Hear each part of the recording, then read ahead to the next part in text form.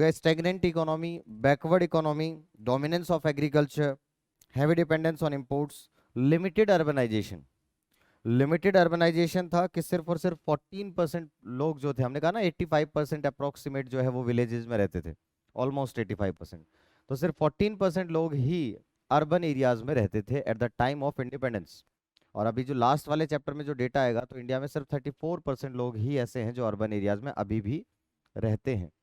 तो urbanisation limited था।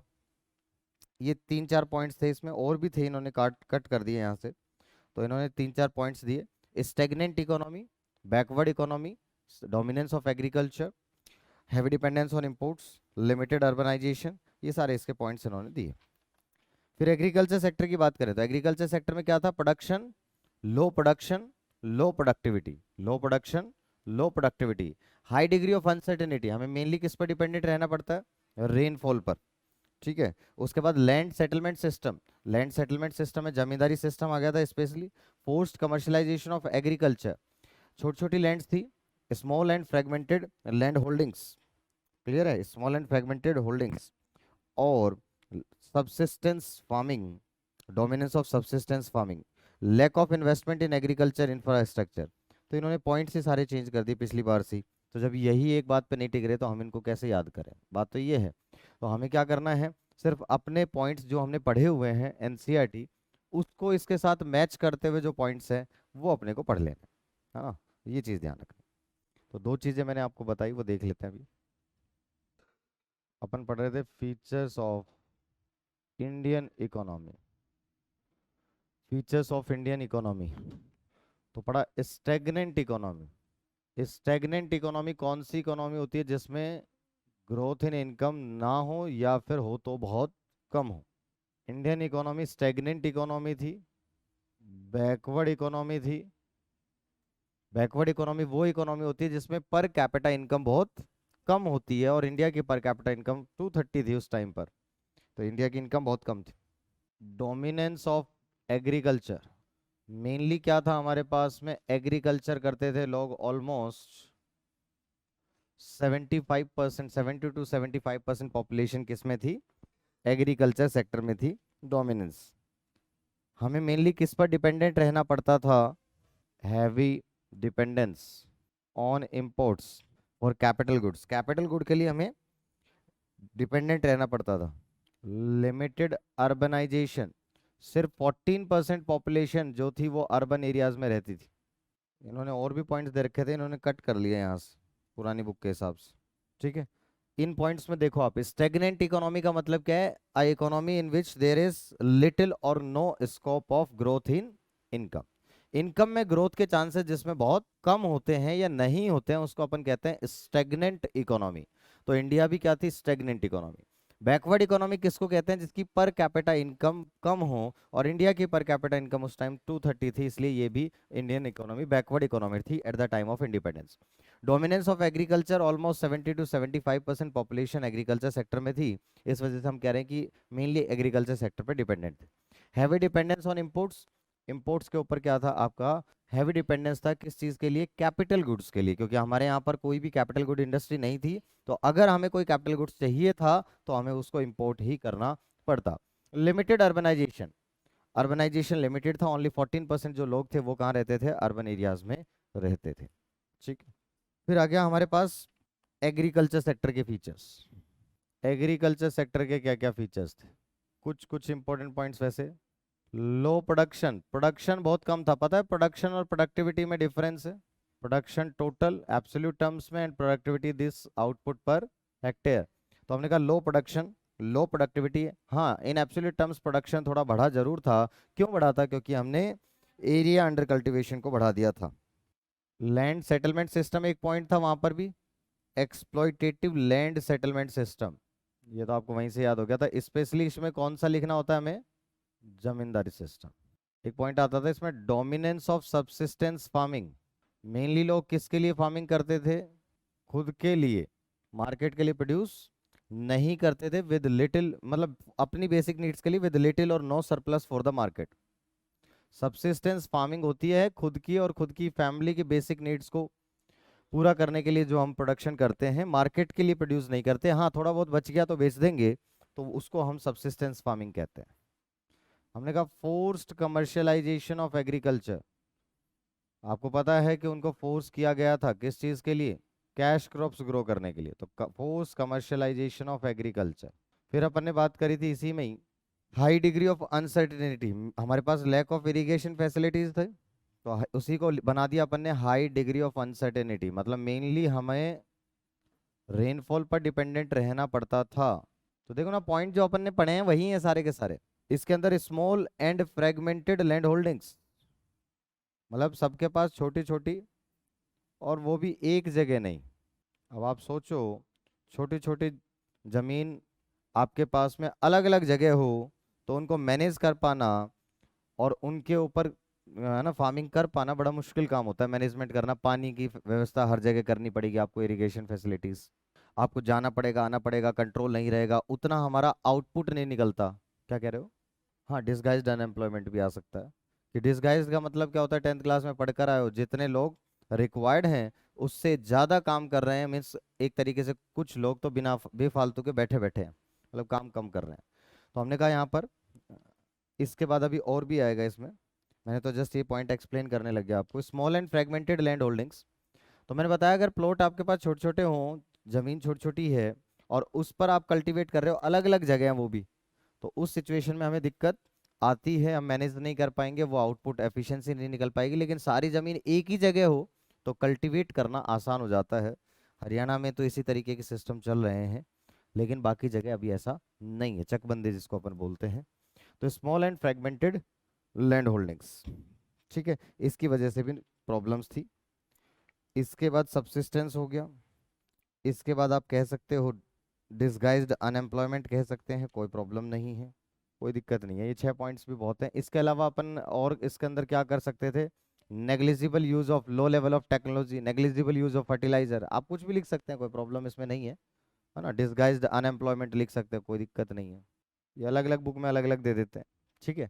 But हमारे पास एनसीईआरटी के पॉइंट्स पता है अपने को, low level of technology, lack of irrigation facilities, है ना, land settlement system, force commercialisation of agriculture, low production, low productivity, ये सारे अपन ने एनसीईआरटी में पढ़े हैं।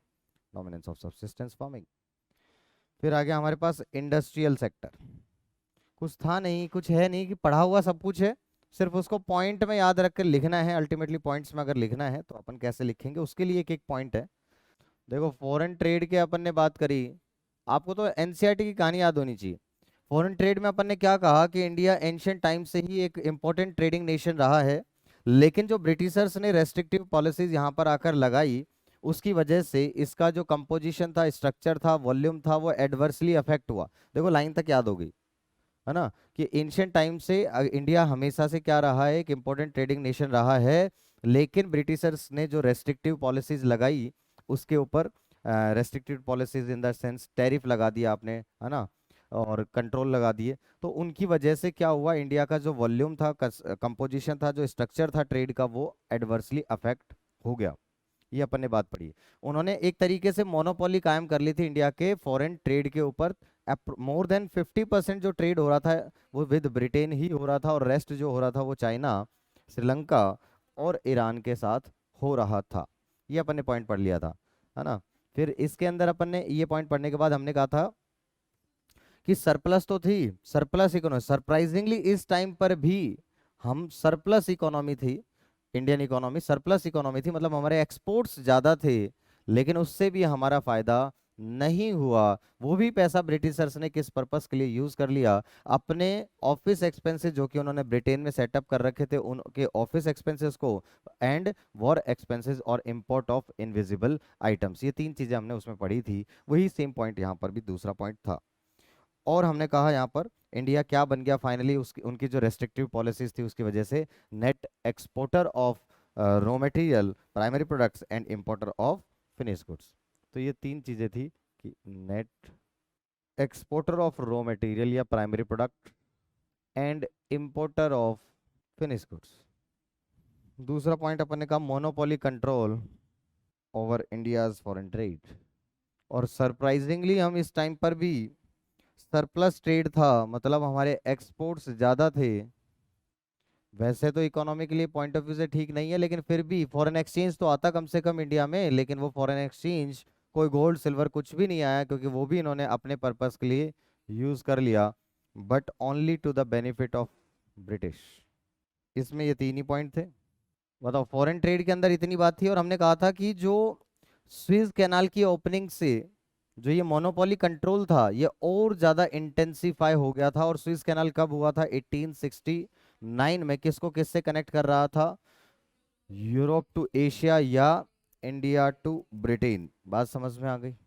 तो फॉरेन ट्रेड के अंदर अब आपको सारी कहानी याद हो गई होगी। अब वो पेज से भी अगर आप पढ़ोगे ना तो तुरंत याद आने लग गया होगा कि अच्छा, एंशियंट टाइम से इंडिया एक इंपॉर्टेंट ट्रेडिंग नेशन रहा है, लेकिन जो ब्रिटिशर्स ने यहाँ पे रेस्ट्रिक्टिव पॉलिसीज फॉलो करी, ट्रेड के ऊपर रेस्ट्रिक्शंस में टैरिफ की, उनकी वजह से इंडिया का कंपोजिशन, स्ट्रक्चर और वॉल्यूम ऑफ फॉरेन ट्रेड जो है वो एडवर्सली अफेक्ट हो गया। मोनोपोली कंट्रोल आ गया इनका।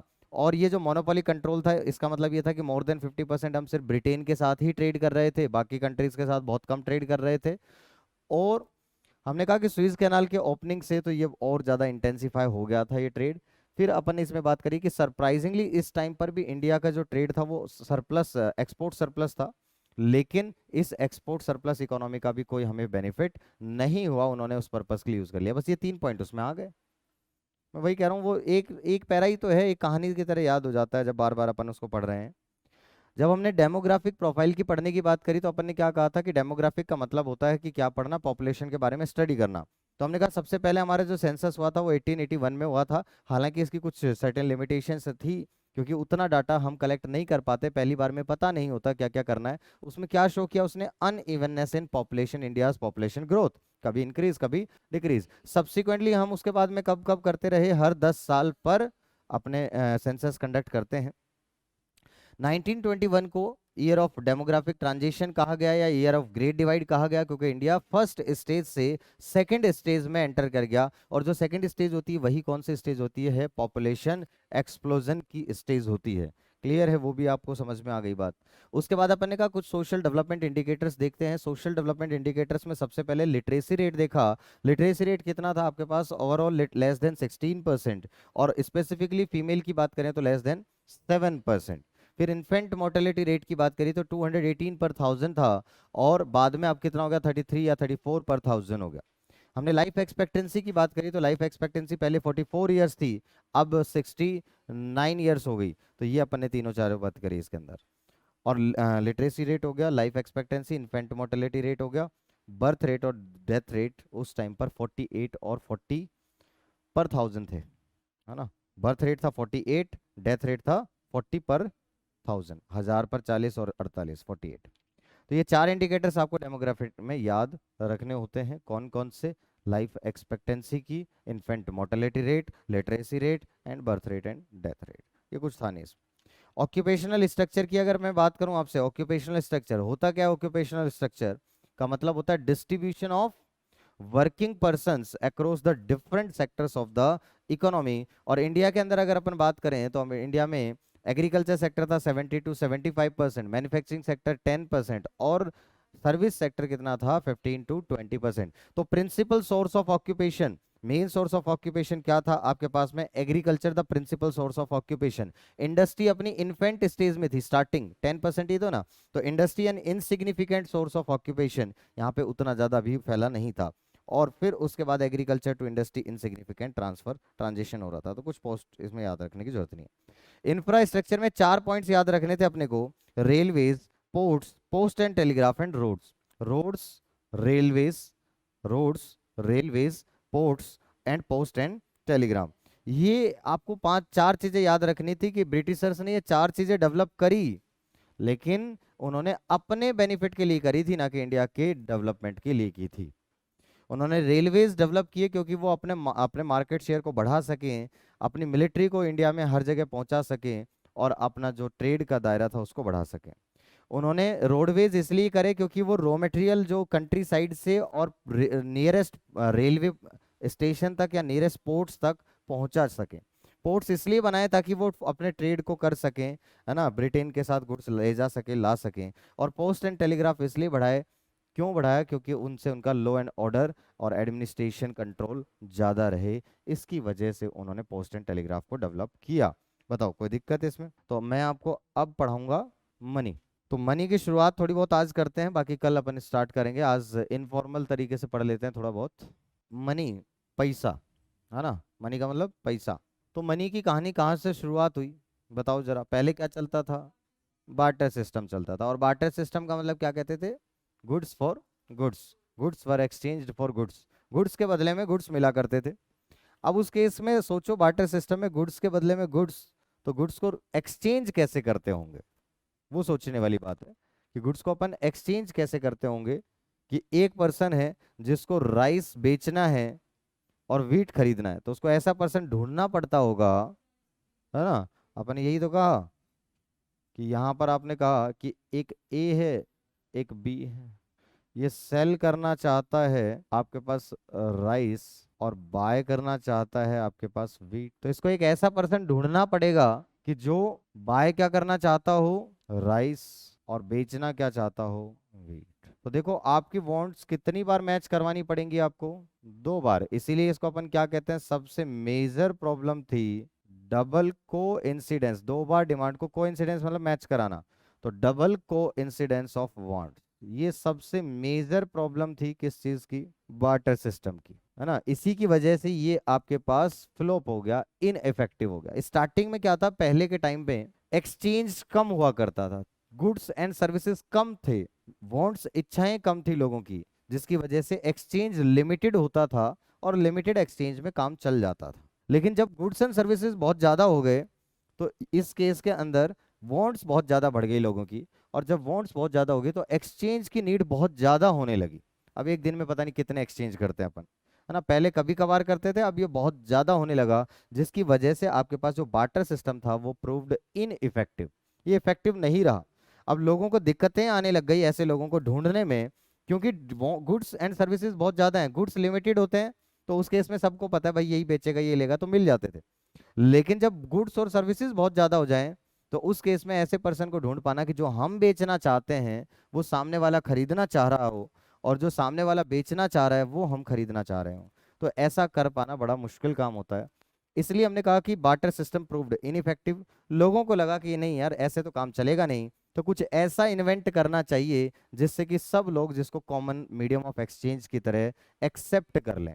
ऐसी कोई चीज जिसके बदले में कुछ भी बेचना हो तो बेच दें, कुछ वो पैसा ले लें, और उसको फिर क्या करें, किसी से भी जो चीज खरीदनी है उसको जाकर पैसा देके वो खरीद लें। तो ऐसी चीज कुछ इन्वेंट करनी पड़ेगी, और इसी की वजह से मनी को इन्वेंट किया गया। मनी का पहला फॉरमोस्ट फंक्शन क्या था? Common medium of exchange. लेकिन जब इसको हमने इन्वेंट कर लिया तो इसके और भी फीचर्स हमारे सामने आए। जैसे मनी के आ जाने से क्या हुआ कि स्टोर ऑफ वैल्यू, पहले हमें जो सेविंग्स करनी होती थी वो गुड्स के फॉर्म में करनी होती थी, तो स्पेस चाहिए होता था, स्टोरेज कॉस्ट आती थी, इवन उनकी क्वालिटी खराब हो जाती थी। बट आज के टाइम में जब से पैसा आया है, पैसे को स्टोर करना बड़ा आसान है। न्यूज़ में देखते होगे कैसे कैसे पैक करके रखते हैं, टाइल के अंदर निकल जाते हैं, दीवारों में निकल जाते हैं, क्लियर है, सोफों में निकल जाते हैं, सीलिंग में निकल जाते हैं, कहीं पर भी निकल जाते हैं लोगों के पैसे। हाँ, पानी की टंकी में मिल जाते हैं, तो कहीं पर भी मिल जाते हैं। तो अपन ने कहा पैसे को स्टोर करना बड़ा आसान हो गया है। अब स्पेस की रिक्वायरमेंट नहीं है, इसकी कोई स्टोरेज कॉस्ट नहीं है, और इवन इसकी वैल्यू भी डिटोरिएट नहीं होती है ना? वैल्यू कम नहीं होती कि क्वालिटी प्रोडक्ट खराब हो गया। अब वीट को पहले हम स्टोर कर लें 6 महीने 1 साल, खराब हो सकते हैं, उसकी क्वालिटी खराब हो सकती है। तो ये सारी चीजें थी, जब मनी के आने से ये प्रॉब्लम खत्म हो गई। तो एक फंक्शन आया इसका स्टोर ऑफ वैल्यू। एक फंक्शन क्या आया आपके पास? Store of value. एक आया transfer of value. Transfer of value, पहले ट्रांसफर करना मतलब ये था कि सेविंग्स को ट्रांसफर करने का मतलब आपको गुड्स को ट्रांसफर करना होता था एक जगह से दूसरी जगह। लेकिन आज के टाइम पे बैठे बैठे पैसा कितना ट्रांसफर करते हो? जब से ये आ गया, बच्चों ने खर्च करना भी ज्यादा चालू कर दिया है ना? कुछ नहीं, अभी लो, पैसा जेब में नहीं है, कोई बात नहीं, अभी फोन करता हूँ, अभी आ जाएगा, अभी लो, है ना? तो वो वाली बात है। पैसा नहीं होता वॉलेट में, वैसी बात तो खैर सभी पेरेंट्स ने दे रखी फैसिलिटी, तो देखते ही नहीं है, वो बस स्कैन करते रहते हैं, उनको भी नहीं पता होता हमने पूरे दिन में कितना खर्च कर दिया। क्लियर है? हाँ, गलत चीज है। और फिर नहीं होते हैं तो अभी फोन करते हैं, अभी आ जाएंगे पैसा, कोई दिक्कत नहीं है, खरीद लेते हैं। तो मतलब ये चीज है। तो transfer of value, Amitabh Bachchan कहता वो ये गया एक क्लिक के ऊपर, कहता है ना केबीसी में, वो दिखाता है वीडियो और वो प्ले करके दिखाता है, ये लो गया। तो वही चीज है कि अब ट्रांसफर करना बहुत आसान हो गया मनी की वजह से।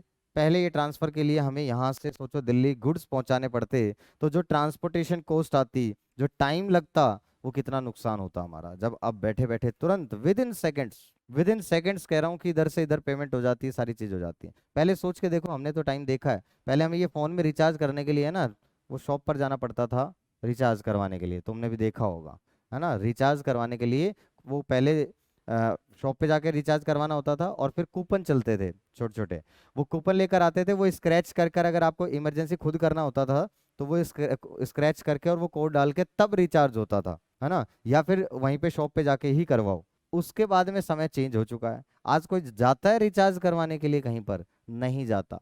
सोचो पहले हर चीज का रिचार्ज करवाने के लिए हमें जाना पड़ता था, अब हमें वहीं पर, अब तो डीटीएच रिचार्ज करना होता है, मतलब सेकंड नहीं लगते। अच्छा पापा ने कहा रिचार्ज खत्म हो गया, तुरंत रुको पापा 1 मिनट, बोलते बोलते तो रिचार्ज हो जाता है। एडवर्टीजमेंट भी आता है ना, बोलते बोलते तुरंत हो जाता है, ये लो अभी करते हैं।